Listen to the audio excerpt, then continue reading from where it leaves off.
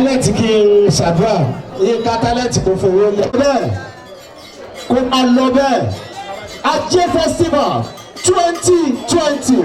ká bàbá ìráyè kájé.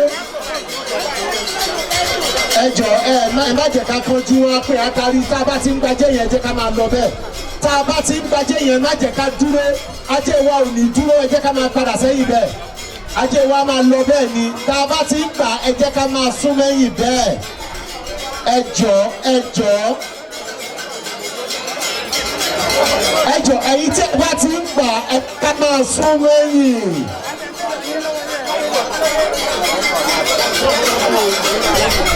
Yínká bóyá kó bá mi sá lóde òfè ayé wọn ẹ̀yin tí ẹ bá ti ń ẹ má jà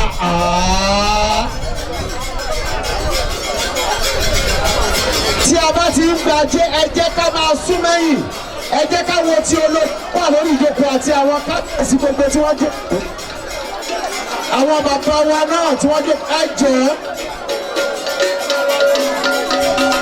tí ẹ bá ti ń gbajẹ́ yìí.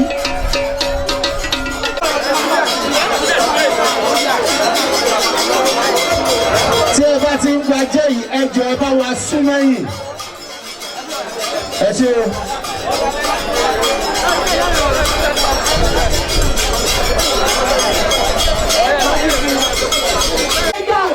His Excellency, everybody want to Aje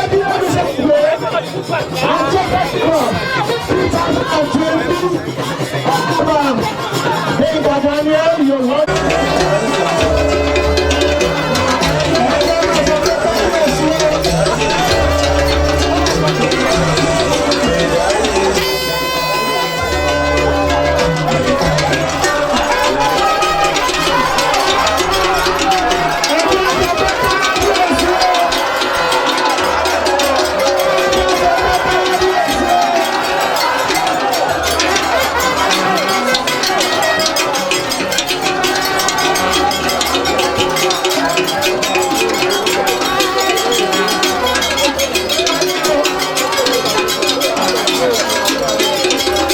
Thank